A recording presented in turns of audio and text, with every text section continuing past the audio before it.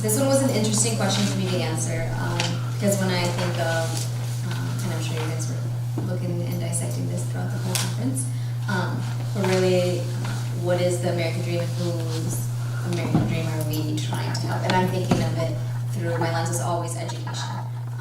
So in an educational lens, how are we trying to help students achieve their American dream, right? And as I mentioned before, my passion is for those students who are marginalized.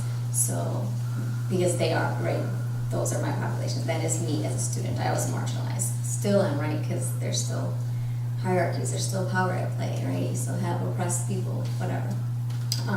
So how can I help them achieve their American dream? And it was really interesting, even just particularly given like the political scene as it has changed very recently, to go into my school and really tell my students that they can achieve things, that they won't be targeted, that they will have, you know, the same opportunities. I felt like that was going to be a lie, and it was really hard for me to go to work that following day. Very hard, because I felt like I was lying. I couldn't really, couldn't back up my words. So even now, given the whole political shift and change, that question has like evolved. But it's always, again, about education lens. What can I do? And I feel like what I can do is really try to see this type of America, and my America is not even like grand, right? I try to think of, let me be realistic, who can I really influence? And I really think about it in my school, because they're going to go out, they're going to influence people, and the people that they influence are going to influence the people. Not necessarily talking large scale on an influence, or my dream is all across America. But within my students at my school, 110 of them, and my advisory is about 17. I really comes down to relationships, or as someone else on the panel was saying, connection, right? This social interaction. And I think one thing that I value a lot within my teaching is not even teaching related, it's really social related, right? If I feel like I can build a rapport with my students and that they can trust me, that they can respect me, then they can learn with me. Not from me, but with me, right? Because they're learning too, and I'm learning too. And once they have that model of how to ask questions, how to ask for help, how to ask for support, then that's all they need to do whatever they want, right? Like they could build a house, they could apply for jobs, they could do whatever they want if they have those social skill sets. Because the academic, yeah, that's going to come along, that's fine too. But I really want to create people who are really bound by this social interaction. This is where my passion for education with social justice comes along, because I want them to care about when they have these relations where you get to have empathy for other people, so then you realize like, okay, this person has something and this person doesn't have something. That's kind of unfair. How can I be the navigator to try to make that more just? So whether that be, you know, immigration, you know, whatever it could be anything. Even something from like, someone brought lunch today, someone didn't bring lunch today. Oh, I can share my lunch because I know what it is to not have, you know, in our school, whatever, flame hots for one day or whatever, right?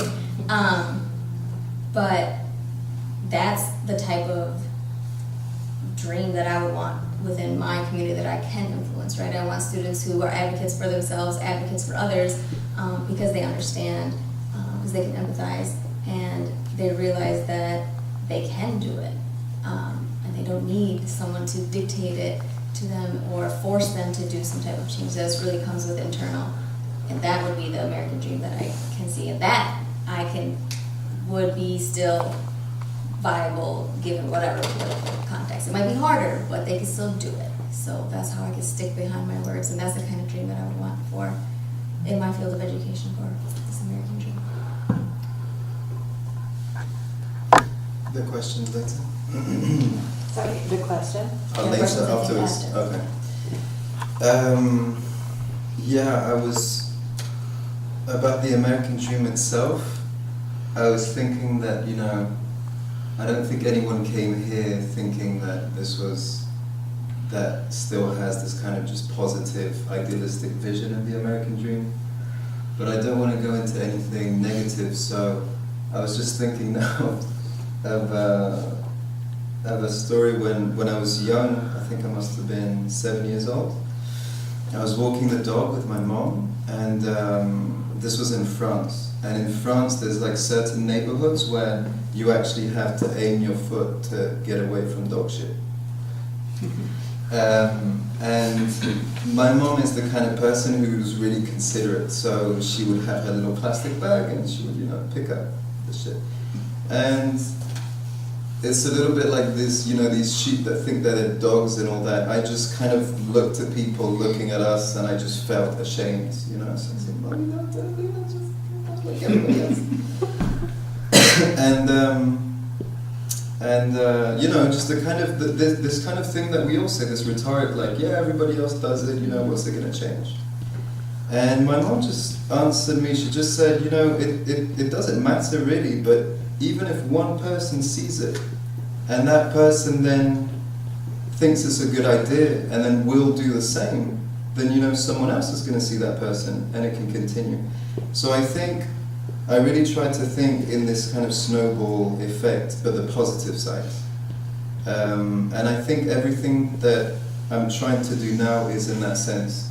Not necessarily for others, because I'm happier when I, you know, as Barbara said, when I connect to people, that makes me happy. And I think that my dream would be that we're able to get people to reconnect, to recreate communities, to recreate these spaces for dreaming, and then to take these dreams into action. And I'm amazed, first of all, with the quality of the people who are here, these speakers, and all the initiatives that exist in the world, and it gives me a lot of optimism. And you know, maybe the fact that this new president who's here, I think, you know, if it had been someone else, and that people had this positive image of this president, then, you know, we would continue sitting down and dream. That means not being awake.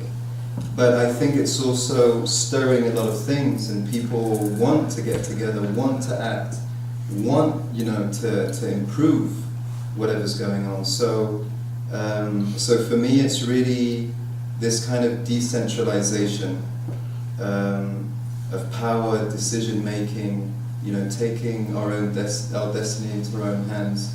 And I really think that's possible. So for me, it's just to try and find the ways in which we can connect all these different initiatives and try to kind of spread this information around, because people, I think when you don't know, when you haven't seen, when you haven't got this information, then, you know, you're in this dream world. But sometimes it's just, you know, hearing a little something, or seeing someone do something, or someone helping you just with something that's going to plant a seed, and that can turn into something really beautiful. So I think that would be my package.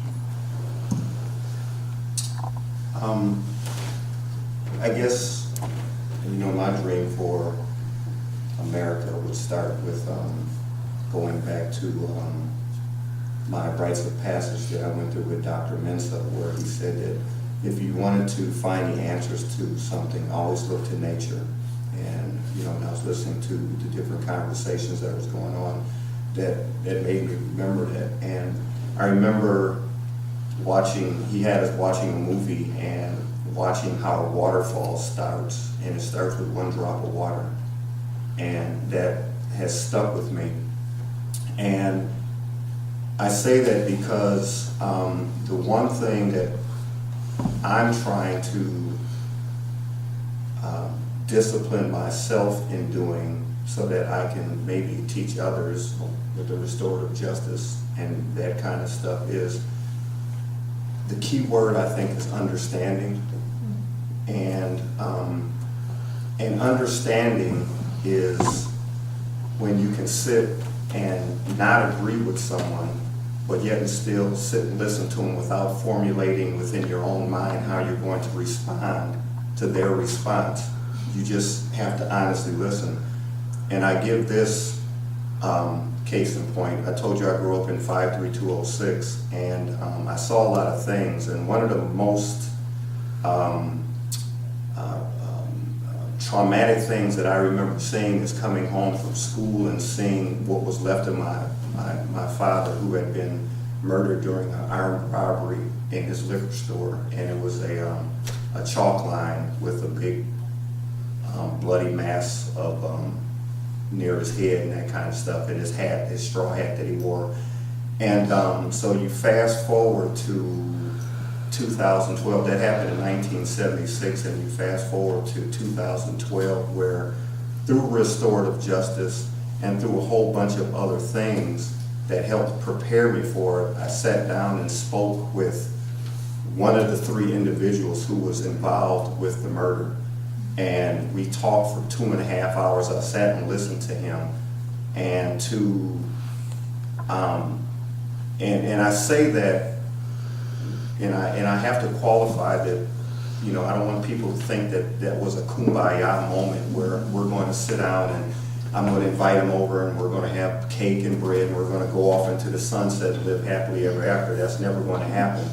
But I have an understanding of who he was and his parents and how he came to be and how his life and my father's life and all our lives intersected.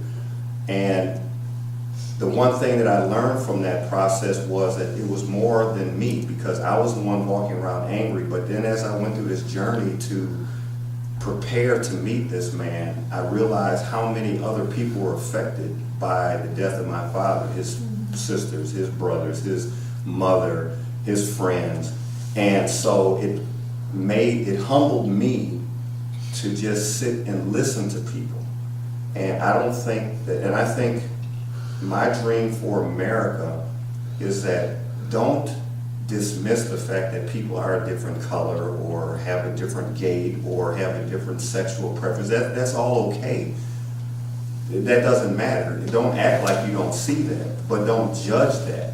You sit down and you talk to them, and even after you listen to them, you don't judge them. Even in this political climate, even as much as I don't like some of the people that are going to be running the country and stuff, I have to sit and listen to them and understand that they have a perspective that's totally different than mine. I'm not going to agree with it, but I have to sit and listen to it. And so I guess my dream for America mostly is that people like me, of color or whatever the case is, wear different clothing, can simply just walk the streets of America without having to be stopped, judged, picked out, or whatever the case is. If you want to pick them out to talk to them, cool. Just to talk and learn something, that's a good thing. But to pick them out and try to demonize others just because they look different than you, then you know, that's an America I don't want to see anymore. So.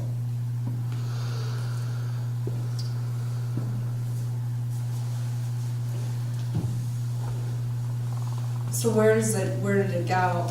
You know, I got a degree in behavioral neuroscience, and then I worked in schools, and I wrote curriculum, and then I worked as a psychotherapist in the community, and connected in with schools. But after I disconnected, in order to reconnect, and that path that the cliche is what doesn't kill you makes you stronger. Doesn't imply that people die, and I did come pretty close a couple of times. But I made it. And the spiritual aspect is what helped me to make it. And I cannot explain that. I really cannot. I birthed wonderful home births and had wonderful lovers and great experiences in my life, and buried my brother, and as I articulated before, I saw lots of spectrum. It's its own thing when you have an opportunity to sit in silence on that mountaintop. So, my dream for America is that collective unconscious of the globe. It is very much articulated in indigenous traditions, all indigenous traditions. When you glean them down to the seed pod, when you look at that horn sister in the song, like you articulated, I know those songs through other women who sing them, sometimes in different languages than I speak. And the water, and having the relationship with the water, and the songs that go with the water. So my dream for America is that healing piece, and it really has. I mean, perhaps when I had my baby, I had relationships with women and men who worked at Planned Parenthood and women and men who worked at Wisconsin Right to Life.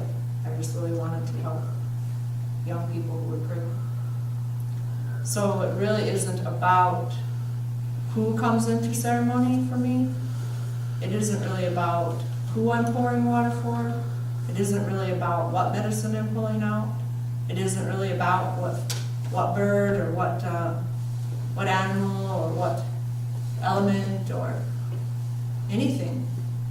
It's that it's their ancestor. It's their grandma and grandpa. You see, because now I'm a grandma. That gifted and talented education worked great. I do everything early. That's really bad. So I probably have great-grandchildren, maybe a great-great, I don't know. I say that because suffering is part of life. I say that knowing maybe those kids will experience some of the things that I experienced that I don't want them to experience. What I want them to know is how to pray in a way that fits for them, in a way that speaks to them and connects them in. So my dream for America is roots, as crazy as that sounds. The most tentacled nation state of collective unconscious, American collective unconscious. That is built on knowing yourself. And I have not found any other paradigm. I love the teaching and everything, but when the people break apart into a million little pieces, I haven't found anything in the psychopharmacology, anything in the talk therapy, anything in the psychodynamic close to what happens in ceremony. And so to respect that ceremony, to understand that anyone can keep their indigenous language is powerful, and anyone can go back to where their ancestors came from and learn those indigenous practices and weave them in, not in a quick little practice way, but in a way of life, an actual living of that is going to heal everybody. Because every time you heal yourself, you heal your ancestors, and you heal your babies, even if it's your neighbor's babies. So if I can participate in being a little bone, just a little straw bone, that's great. That's great. And when I die, if I can give a good hug and be a great ancestor and be a friend, that'll be wonderful. And if we have a little fun to go dancing on the way, I'm good with that. That's really what I want for people. That's my dream. Thank you.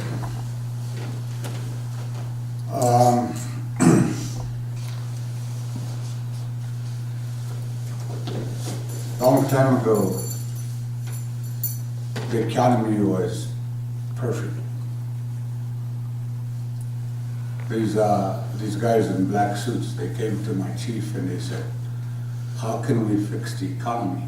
And he said, it's, the economy is messed up because of things that change. And you know, everything changes in a circle. The men used to go fishing and hunting all the time. And the women stayed home and took care of the family. We'd bring the buffalo home and the women would butcher it and get it ready.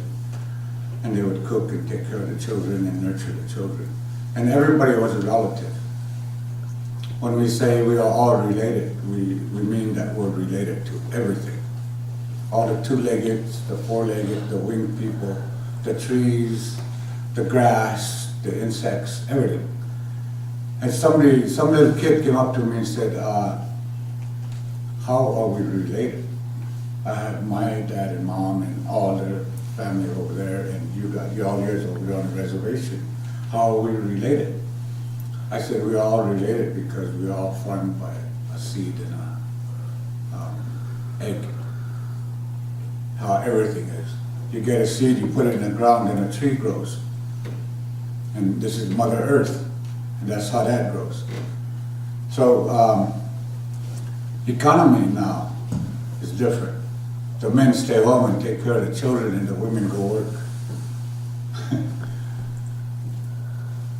So my dream for America is to make an understanding with yourself first, and then understand nature, because nature is out there and the animals are out there and they're trying so hard to communicate with us, to teach us how to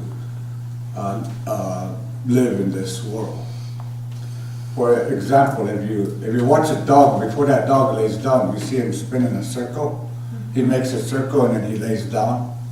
That's a sacred circle and a prayer that he's doing. And that's what we need to learn to do. When you're going to go to bed at night, you need to make a prayer, and you need to become that strength. And then the stones, if you pick up a stone and you hold that stone in your hand and you pray with that stone has so much information in it because it saw so much things going on. And it would tell you. It would communicate with you. And if you watch those ants, how hard they work, that's, they're trying to show us. If you all work together in a community, you can become a powerful force. One of my grandpas once said, if you try to do something with one finger, it can easily be broken. But if you make it into a fist, it can never be broken. So the strength is all the people come together and understand everything around them. I always tell doctors that they're farmers. Doctors are farmers. They plant a seed in your brain, and they want to watch it grow. For example, if you have a brain tumor in your head, and if it's small as a pea, they're going to plant that seed there, and they're going to tell you got 6 months to live if we don't get it out. So right away, you start worrying about it, and you make it grow. You make it grow. If you forget about it, then it won't grow. If you don't know it's there, it won't grow. It will grow if it's there, if you know it's there. I had a injury on my knee right here. It was aching and hurting, so I went to the doctor, and he's trying to tell me that I was getting arthritis. I went home and I told Barb, I said, I don't believe it. My knee is yelling at my gut because my gut is too heavy to carry. And this is too skinny. So I'm going to take care of it. So I started pedaling and start walking, and I lose this a little bit, and my knee is fine. There's no arthritis. But if I believed him, there would have been arthritis there. So my dream for this is to let everybody know that mind over matter and paying attention to nature around you, you could conquer anything.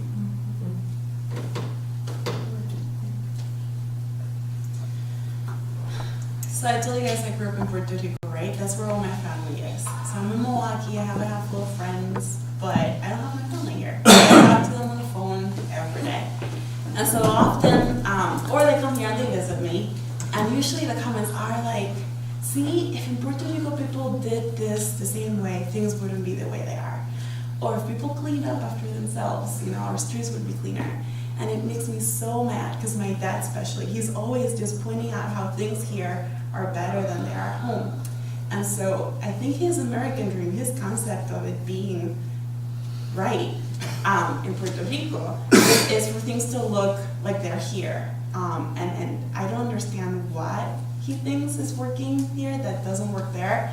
But I say that because I think it all goes down to ownership. I think that if we all owned our stuff, if we all really looked at our actions and owned them, we could really live in a completely different world. And so whether it is understanding how politics works so that we make right decisions that benefit really what we're trying to accomplish, or understanding our heritage so that we can honor it. And of course, my perspective is that of growing up in a colony that still exists, right? People in Puerto Rico don't know where they came from. They don't know their indigenous roots. They don't know what it took for us to be where we are. And maybe I don't know even myself. But I know that if the 4 million people that live there knew, their desire for us to be a state or to be a republic would be defended by all they do. And instead people are saying things but not doing things. So to me it all goes down to really put our money where our mouth is, to really own how we dress. Does that represent what you believe in? How you eat, does that represent what you believe in? What you say, what you read? To really own, to educate ourselves, to really to live purposely, to be aware of how we're doing things and why we're doing them. And it's a collective effort, and I think it starts very early in our lives. But to not expect that things are going to be done to us or for us, but rather that we make our lives what we want them to be by owning each step of the way. And there's so many aspects that go into that. But that would be my dream for America, which is not only the United States, but much more, right? All of America. And pretty much, I think that every individual could live a much more fulfilling life if they owned it. And so I would like to see that. I agree. Yeah, I agree with everything. A couple of different experiences. My wife and I took the train out to Los Angeles, and we drove on that train for miles and miles and miles through the countryside, through small cities, through small towns, and you know what? I don't think we saw a single kid walking outside. I don't think we saw a single person. We saw cars. Maybe we saw tractors, but we didn't see any people walking around out on the land or even in the streets. Where were they as people just walking? Maybe they were machines. That was the first thing. The second thing, I flew from Milwaukee down to Texas a few days ago. And as we were flying over Racine, I looked down at these nice developments that they have, and they have, these sort of curvy little roads, how developments are, with a little curvy road and all these houses around it. And you look down from the top, and all the little houses were shining in the sunlight, and it looked like a circuit board. And I looked down there, and I saw like mile after mile after mile of circuit boards with everybody plugged in. And then we flew over Illinois, and there was these big squares. Everything was in very logical big squares, miles after miles. And I look on both sides of the airplane, mile after mile of genetically engineered corn and soybeans, mile after mile after that. And so I thought, well, where are all those people that I didn't see? They were all the kids and so on. They weren't like Delbert running around and being marked like Tom Sawyer or something like that. They had really having experience. They were inside on Facebook or something like that, and they were cut off. They were cut off from the real world. And I worry about that. And I worry about, when I go into a factory nowadays or a company or something, all the people are sitting in front of computer screens and they're getting fat. And, I worry about that. This is not sustainable. It's not sustainable what we're doing. It's not going to work. So, and I worry, what you were saying, I thought, really made sense to me. We need to make ourselves a better life through being awake. I think we were all saying that to a certain extent. And that's part of this American dream. We gotta wake up and we gotta change. We gotta grow. We gotta become aware. We gotta learn. How long is it that we're going to depend on capitalism to drive what we do and shape our lives on the latest technologies? When do we start? When do we start saying no? I mean, I see a real corrupting influence on our culture due to some of the things going around, some of the video games, things going around, they're just corrupting people. Was that so smart? When are we going to make a decision that we have to be smarter in how we live on this continent? You know, one of the things is brotherhood. For me, America's about brotherhood. And, you know, all these racial things, I think they're mechanisms for keeping us apart.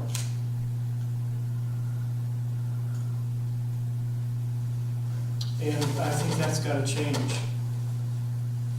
I don't know how it does, but I think the general thing is that we raise up together, you know, in a kind of we raise up to a different level. We have to learn. This new presidency will be another learning experience. We will learn from it and we will go forward together. You know, we need to also have a sense of togetherness. I think that's part of the mission of the next few years. Is how do we work together? How do we grow together? How do we believe in each other? Because we've been so doggone atomized. And the thing with knowing your roots, you know, I've been on a search for my roots, but it's important not to be too tribally isolated. Because we are one humanity. And we need to, the richness of our humanity is really important.